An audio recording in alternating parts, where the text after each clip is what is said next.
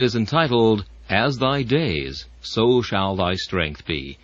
The text is found in Deuteronomy chapter 33 and verse 25. As thy days, so shall thy strength be. Beloved, it seems a sad thing that every day must die and be followed by a night. When we have seen the hills clad with verdure to their summit, and the seas laving their base with a silver glory, when we have stretched our eye far away and have seen the widening prospect full of loveliness and beauty, we have felt sad that the sunlight should ever set upon such a scene, and that so much beauty should be shrouded in the oblivion of darkness. But how much reason have we to bless God for nights? For if it were not for nights, how much of beauty never would be discovered? Never should I have considered the heavens, the work of thy fingers, O my God, if thou hadst not first covered the sun with a thick mantle of darkness. The moon and the stars which thou hast ordained had never been bright in mine eyes, if thou hadst not hidden the light of the sun, and bidden him retire within the curtains of the west. Night seems to be the great friend of the stars. They must be all unseen by eyes of men, were they not set in the foil of darkness. It is even so with winter. We might feel sad that all the flowers of summer must die, and all the fruits of autumn must be gathered into their storehouse, that every tree must be stripped, and that all the fields must lose their fair flowers. But were it not for winter, we should never see the glistening crystals of the snow. We should never behold the beauteous festoons of the icicles that hang from the eaves. Much of God's marvelous miracles of hoar frost must have been hidden from us, if it had not been for the chill of winter, which, when it robs us of one beauty, gives us another. When it takes away the emerald of verdure, it gives us the diamond of ice. When it casts from us the bright rubies of the flowers, it gives us the fair white ermine of snow. Well now, translate those two ideas, and you will see why it is that even our sin, our lost and ruined estate, has been made the means in the hand of God of manifesting to us the excellencies of His character. My dear friends, if you and I had been without trouble, we never could have had such a promise as this given to us. As thy days, so shall thy strength be. It is our weakness that has made room for God to give us such a promise as this. Our sins make room for a Savior. Our frailties make room for the Holy Spirit to correct them. All our wanderings make room for the Good Shepherd, that He may seek us and bring us back. We do not love nights, but we do love stars. We do not love weakness, but we do bless God for the promise that is to sustain us in our weakness. We do not admire winter, but we do admire the glittering snow. We must shudder at our own trembling weakness, but we still do bless God that we are weak, because it makes room for the display of His own invincible strength in fulfilling such a promise as this. In addressing you this morning, I shall first have to notice the self-weakness which is implied in our text. Secondly, I shall come to the great promise of the text, and then I shall try and draw one or two inferences from it ere I conclude. First, the self-weakness hinted at in the text. To keep to my figure, if this promise be like a star, you know there is no seeing the stars in the daytime when we stand here upon the upper land. We must go down a deep well, and then we shall be able to discover them. Now, beloved, as this is daytime with our hearts, it will be necessary for us to go down the deep well of old recollections of our past trials and troubles. We must first get a good fair idea of the great depth of our own weakness, before we shall be able to behold the brightness of this rich and exceeding precious promise. A self-sufficient man can no more understand this promise than a coal-heaver can understand Greek. He has never been in a position in which to understand it. He has never learned his own need of another's strength, and therefore he cannot possibly understand the value of a promise which consists in giving to us a strength beyond our own. Let us for a few minutes consider our own weakness. Ye children of God, have ye not proved your own weakness in the day of duty? The Lord has spoken to you, and He has said, Son of man, run and do such and such a thing which I bid thee. And you have gone to do it.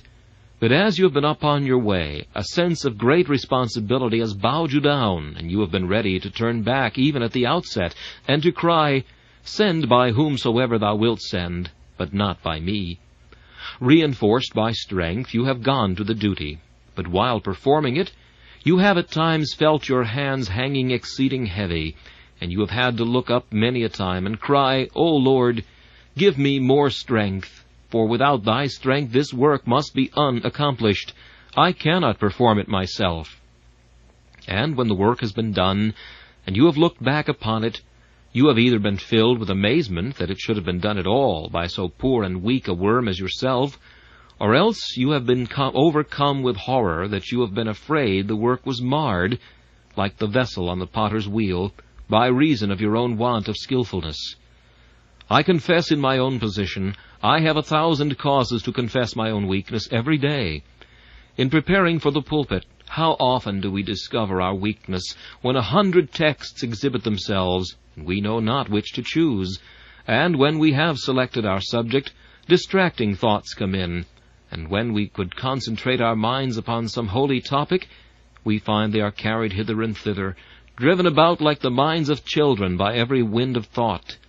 And when we bow our knees to seek the Lord's help before we preach, how often does our tongue refuse to give utterance to the earnestness of our hearts? And alas, how frequently too is our heart cold when we are about to enter upon an occupation which requires the heart to be hot like a furnace, and the lip to be burning like a live coal. Here in this pulpit I have often learned my weakness, when words have fled from me, and thoughts have departed too, and when that zeal which I thought would have poured itself forth like a cataract has trickled forth in unwilling drops like a sullen stream, the source of which doth almost fail, and which seemeth itself as if it longed to be dried up and dead. And after preaching, how have I cast myself upon my bed, and tossed to and fro, groaning because I thought I had failed to deliver my message, and had not preached my Master's word as my Master would have me preach it. All of you, in your own callings, I dare say, have had enough to prove that. I do not believe a Christian man can examine himself without finding every day that weakness is proven even in the doing of his duty. Your shop, however small, will be enough to prove to you your weakness. Your business, however little, your cares, however light, your family, however small, will furnish you with enough proofs of the fact. Without me you can do nothing. He that abideth in me, and I in him, the same bringeth forth much fruit. For without me ye can do nothing. But, beloved, we prove our weakness perhaps more visibly when we come into the day of suffering. There it is that we are weak indeed. I have sat by the side of those who have been exceedingly sick, and have marked their patience. But I do not know that I ever wondered at the patience of a sick man so much as I do when I am sick myself. Then patience is an extraordinary virtue. Women suffer, and suffer well. But I do think there are very few men who could bear the tithe of the suffering that many women endure, without exhibiting 100 times as much impatience. Most of us who are gifted with strong constitutions, and have but little of sickness, have to chasten ourselves that what little sickness we have to contend with is borne with so little resignation and with so much impatience, that we are so ready to repine, so prepared to bow our heads and wish we were dead, because a little pain is rending our body. Here it is that we prove our weakness indeed. Ah, people of God, it is one thing to talk about the furnace. It is another thing to be in it. It is one thing to look at the doctor's knife, but quite another thing to feel it. You will find it one thing to sip the cup of medicine, but quite another thing to lie in bed a dreary week or month, and to drink on and on and on of that nauseating draught. When you are on dry land, most of you are good sailors. Out at sea, you are vastly different. There is many a man who makes a wonderfully brave soldier till he gets into the battle, and then he wishes himself miles away, and except his spurs there is no weapon he can use with much advantage. That man has never been sick who does not know his weakness, his want of patience and of endurance. Again, beloved, there is another thing which will very soon prove our weakness, if neither duty nor suffering will do it, namely, progress. You sit down tomorrow and you read the life of some eminent servant of God, perhaps the life of David Brainerd, and how he gave up his life for his master in the wilderness, or the heroic life of Henry Martyn, and how he sacrificed all for Christ. And as you read, you say within yourself, I will endeavor to be like this man. I will seek to have his faith, his self-denial, his love to never-dying souls. Try and get them, beloved, and you will soon find your own weakness. I've sometimes thought I would try to have more faith, but I found it very hard to keep as much as I had. I have thought, I will love my Savior more, and it was right that I should strive to do so. But when I sought to love him more, I found that perhaps I was going backward instead of forward. How often do we find out our weakness when God answers our prayers? I asked the Lord that I might grow in faith and love and every grace, might more of his salvation know, and seek more earnestly his face. I hoped that in some favored hour at once he'd answer my request, and by his love's constraining power subdue my sins and give me rest. Instead of this, he made me feel the hidden evils of my heart, and let the angry power of hell assault my soul in every part. Lord, why is this? I trembling cried. Wilt thou pursue thy worm to death? 'Tis in this way, the Lord replied, I answer prayer for grace and faith. That is, the Lord helps us to grow downward when we are only thinking about growing upward. Let any of you try to grow in grace and seek to run the heavenly race and make a little progress, and you will soon find in such a slippery road as that which we have to travel that it is very hard to go one step forward, though remarkably easy to go a great many steps backward. If neither of these three things will prove thy weakness, Christian, I will advise thee to try another. See what thou art in temptation. I have seen a tree in the forest that seemed to stand fast like a rock. I have stood beneath its wide-spreading branches, and have thought to shake its trunk to see if I could, but it stood immovable. The sun shone upon it, and the rain descended, and many a winter's frost sprinkled its boughs with snow, but still it stood fast and firm. But one night there came a howling wind which swept through the forest, and the tree that seemed to stand so fast lay stretched along the ground, its gaunt arms which once were lifted up to heaven lying helplessly broken, and the trunk snapped in twain. And so have I seen many a professor strong and mighty, and nothing seemed to move him. But I have seen the wind of persecution and temptation come against him, and I have heard him creak with murmuring, and at last have seen him break in apostasy. And he is lain along the ground, a mournful specimen of what every man must become, who maketh not the Lord his strength, and who relieth not upon the Most High. Ah, says one, I do not believe I could be tempted to sin. My friend, it depends upon what kind of temptation it should be.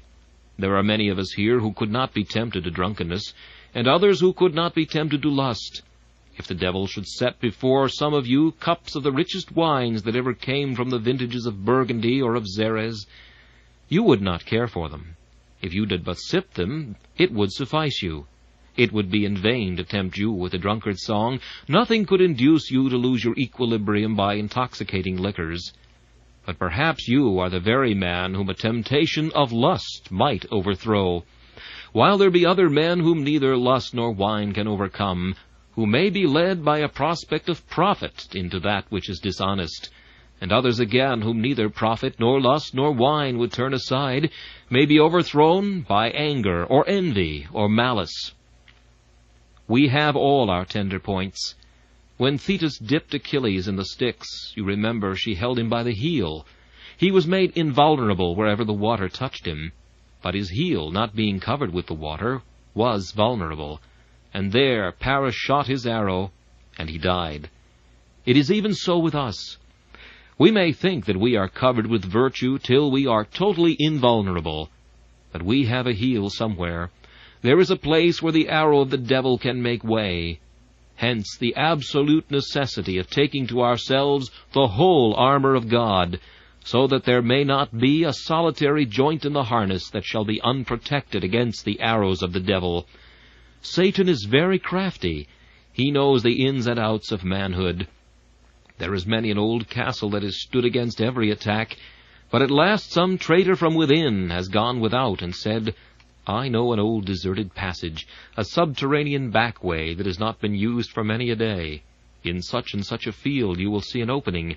Clear away a heap of stones there, and I will lead you down the passage. You will then come to an old door of which I have the key, and I can let you in.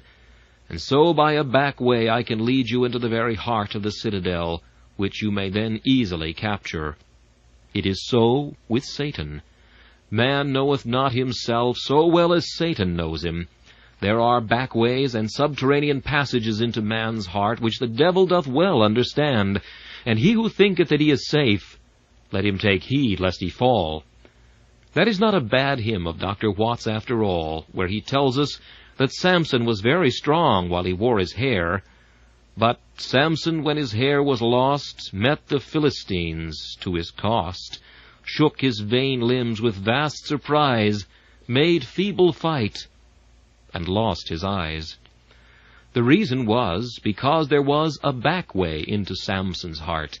The Philistines could not overcome him. Heaps upon heaps, with the jawbone of an ass have I slain 1,000 men. Come on, Philistines, he will rend you in pieces as he did the young lion. Bind him with green withes, and he will snap them as tow. Weave his locks with a weaver's beam, and he will carry away loom and all, and go out like a giant refreshed with new wine. But, O Delilah, he hath a back way to his heart. Thou hast found it out, and now thou canst overcome him. Tremble, for ye may yet be overcome. Ye are as weak as water, if God shall leave you alone.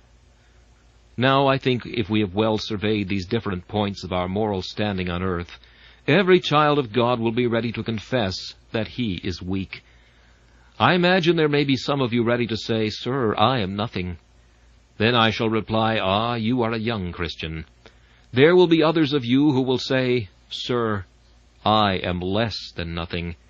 And I shall say, you are an old Christian.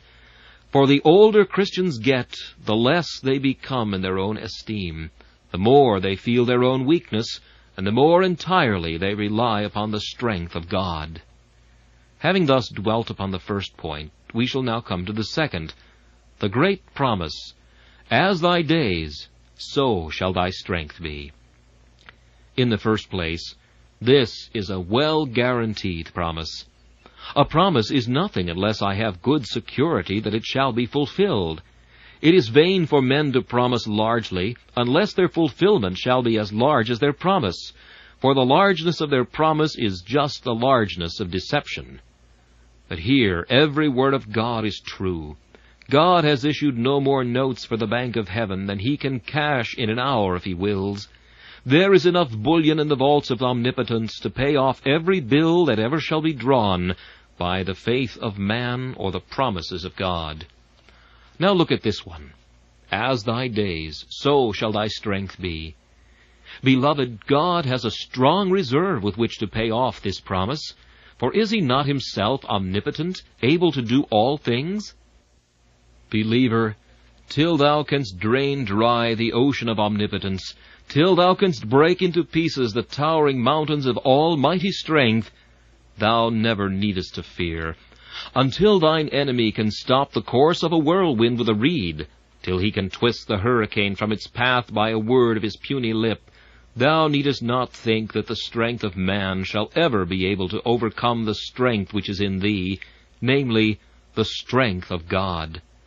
Whilst the earth's huge pillars stand, thou hast enough to make thy faith firm.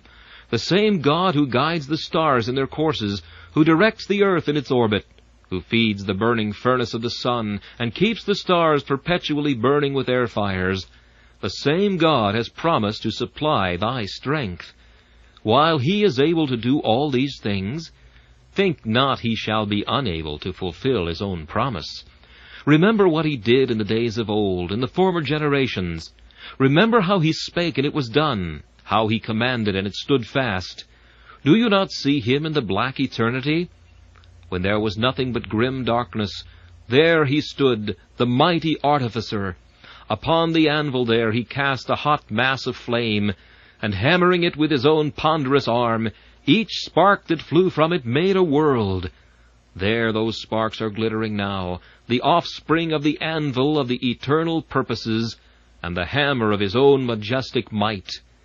And shall he that created the world grow weary? Shall he fail? Shall he break his promises for want of strength? He hangeth the world upon nothing. He fixed the pillars of heaven in silver sockets of light. And there he hung the golden lamps, the sun and the moon.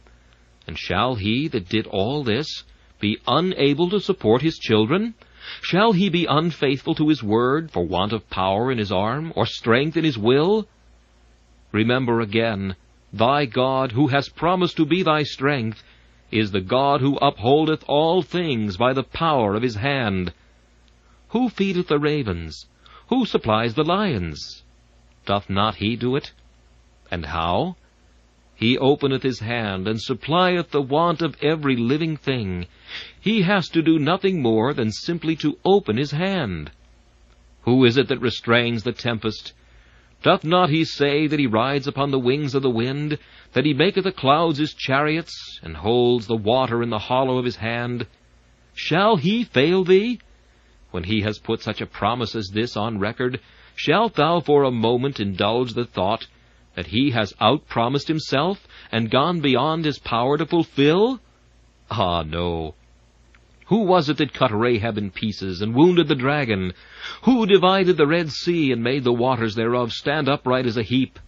Who led the people through the wilderness? Who was it that did cast Pharaoh into the depths of the sea, his chosen captains also in the depth of the Red Sea? Who rained fire and brimstone out of heaven upon Sodom and Gomorrah? Who chased the Canaanite with a hornet, and made a way of escape for his people Israel? Who was it that brought them again from their captivity, and did settle them again in their own land? Who is he that hath put down kings, yea, and slew mighty kings, that he might make room for his people, wherein they might dwell in a quiet habitation? Hath not the Lord done it? And is his arm shortened that he cannot save? Or is his ear heavy that he cannot hear? O thou who art my God and my strength, I can believe that this promise shall be fulfilled, for the boundless reservoir of thy grace can never be exhausted, and the unlimitable storehouse of thy strength can never be emptied or rifled by the enemy. It is, then, a well-guaranteed promise. But now I want you to notice it is a limited promise. What, says one, limited? Why, it says, as thy days, so shall thy strength be. Aye, it is limited. I know it is unlimited in our troubles, but still it is limited.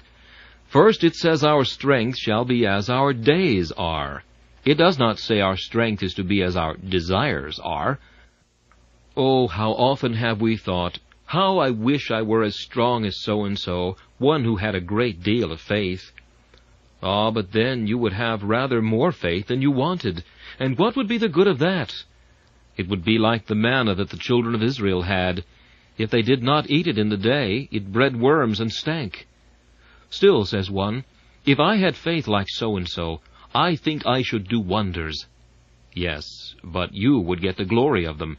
That is why God does not let you have the faith, because he does not want you to do wonders. That is reserved for God, not for you. He only doeth wondrous things. Once more, it does not say, our strength shall be as our fears. God often leaves us to shift alone with our fears, never with our troubles. Many of God's people have a manufactory at the back of their houses in which they manufacture troubles. And homemade troubles, like other homemade things, last a very long while, and generally fit very comfortably.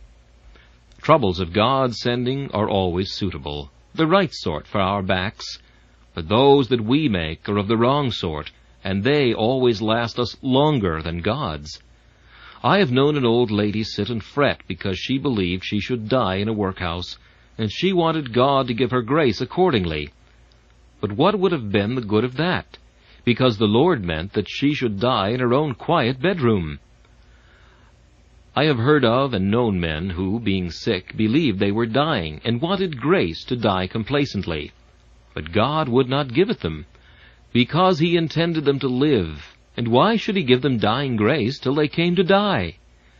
We have known others who said they wanted grace to endure many troubles which they expected to come upon them. They were going to fail in a fortnight or so. But they did not fail, and it was no wonder they had not grace given to them, because they did not require it. The promise is, "As thy days, so shall thy strength be." When your vessel gets empty, then will I fill it. I will not give you any extra over and above. When you are weak, then I will make you strong. But I will not give you any extra strength to lay by. Strength enough to bear your sufferings and to do your duty, but no strength to play at matches with your brethren and sisters in order to get the glory to yourselves. Oh, if we had strength according to our wishes, we should soon all of us be like Jeshurun, wax fat, and begin to kick against the Most High. Then again, there is another limit. It says, "As thy days, so shall thy strength be." It does not say, "As thy weeks or months," but "as thy days." You are not going to have Monday's grace given you on a Sunday, nor Tuesday's grace on a Monday. You shall have Monday's grace given you on Monday morning, as soon as you rise and want it. You shall not have it given you on Saturday night. You shall have it day by day, no more than you want, no less than you want. I do not believe God's people are to be trusted with a week's grace all at once. They are like many of our London workmen.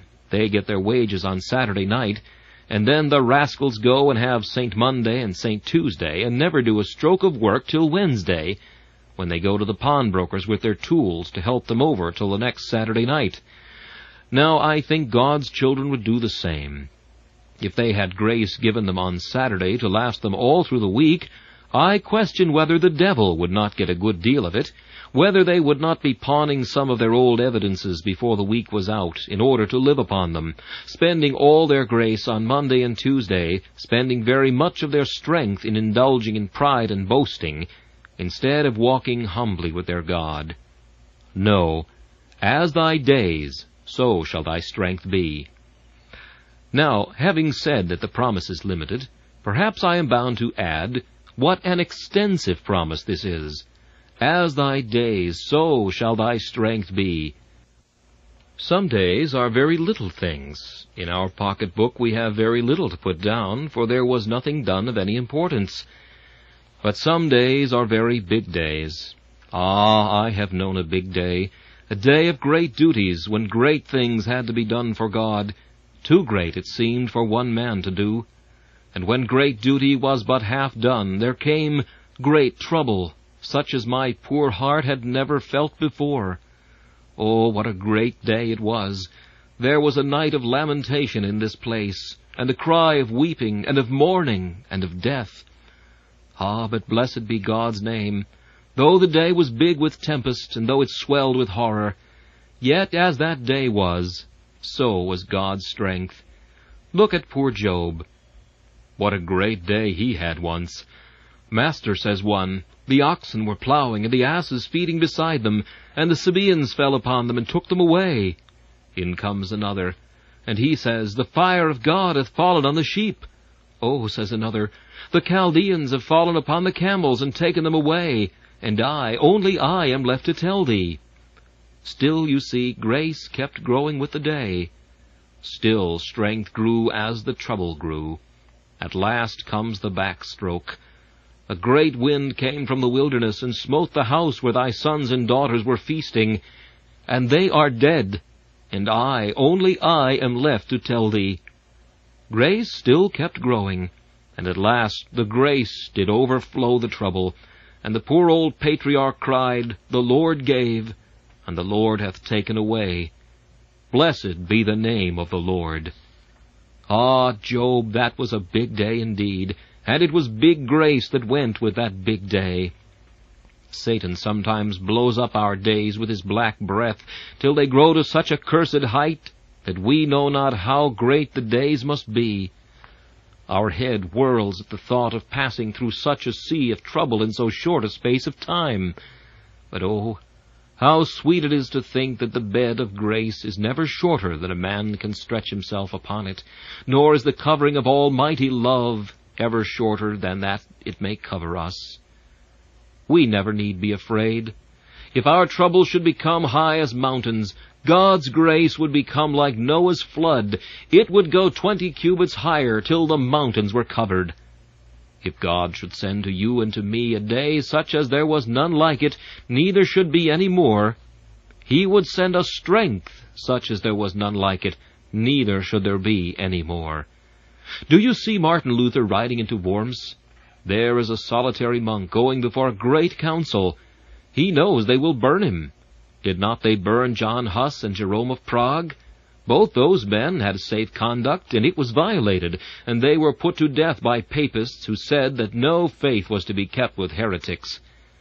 Luther placed very little reliance on his safe conduct, and you would have expected, as he rode into Worms, that he would have a dejected countenance.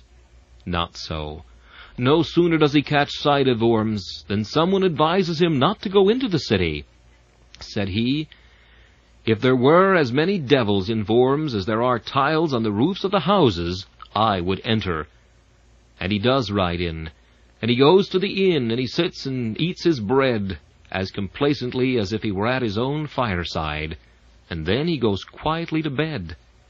When summoned before the council and asked to retract his opinion, he does not want time to consider or debate about it, but he says, "These things that I have written are the truth of God, and by them will I stand till I die, so help me God." The whole assembly trembles, but there is not a flush upon the cheek of the brave monk, nor do his knees knock together. He is in the midst of armed men, and those that seek his blood. There sit fierce cardinals, and bloodthirsty bishops, and the Pope's legate, like spiders longing to suck his blood. He cares for none of them. He walks away, and is confident that God is his refuge and strength, a very present help in trouble. Ah, but you say, I could not do that. Yes, you could, if God called you to it. Any child of God can do what any other child of God has done, if God give him the strength. You could not do what you are doing even now without God's strength, and you could do 10,000 times more if He should be pleased to fill you with His might. What an expansive promise this is! Once more, what a varying promise this is! I do not mean that the promise varies, but adapts itself to all our changes. As thy days, so shall thy strength be. Here is a fine sunshiny morning. All the world is laughing, everything looks glad, the birds are singing, the trees seem to be all alive with music.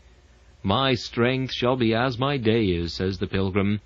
Ah, pilgrim, there is a little black cloud gathering. Soon it increases, the flash of lightning wounds the heaven, and it begins to bleed in showers.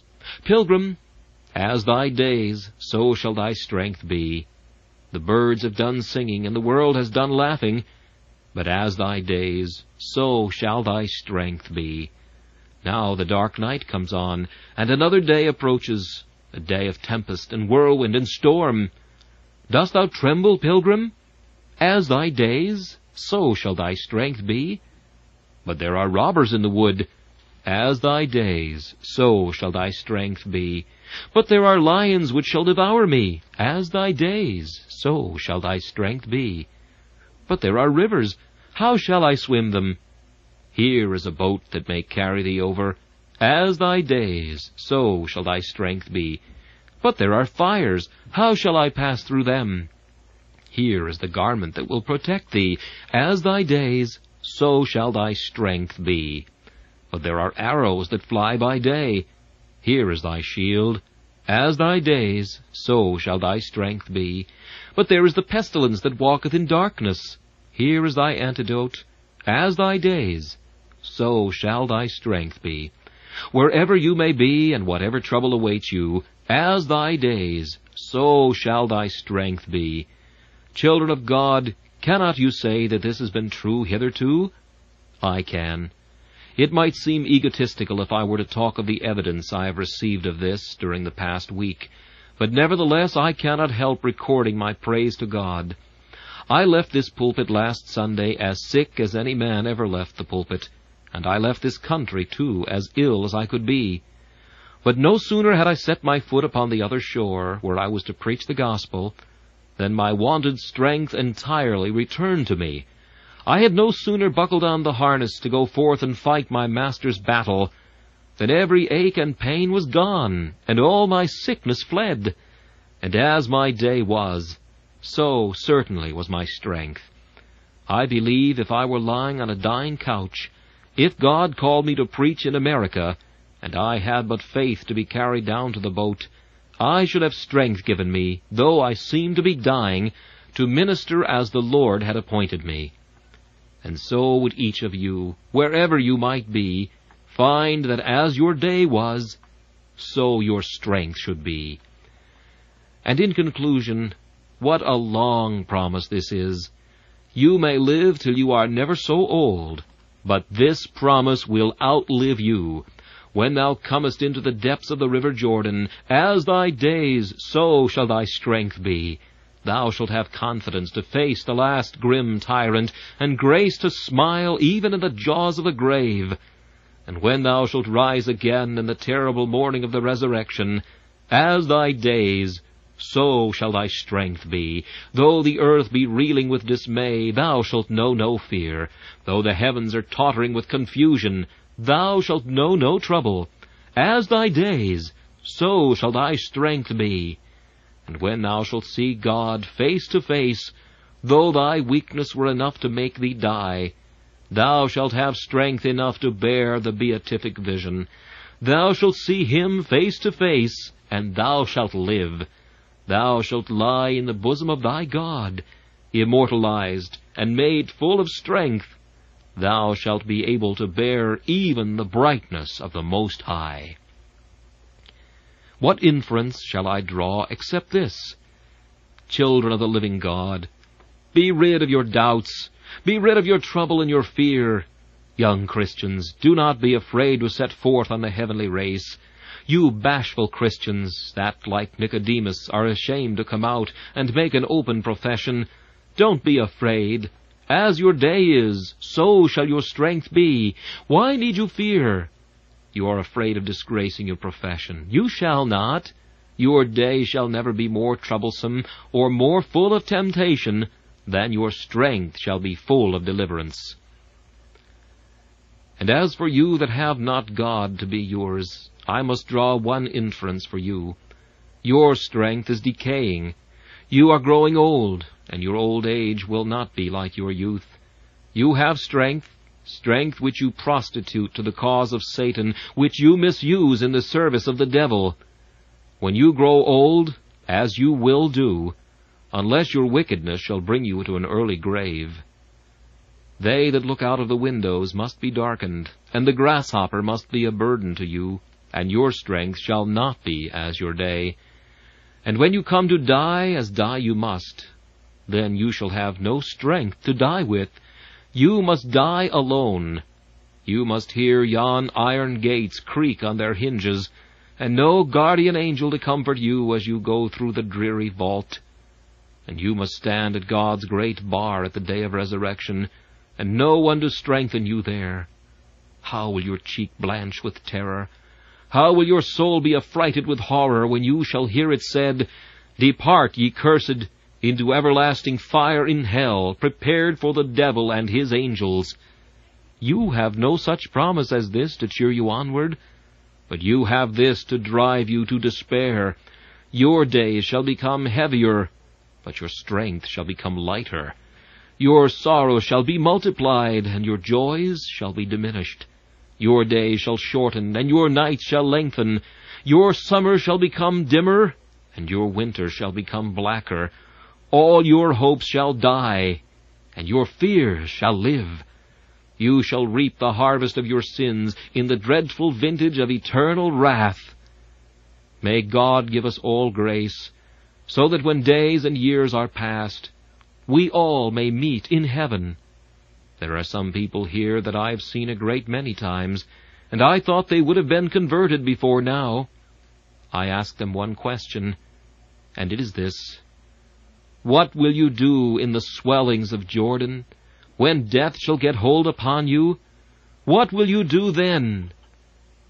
May God help you to answer, and prepare to meet him. This message, As Thy Days, So Shall Thy Strength Be, was preached by Charles Haddon Spurgeon on August 22, 1858.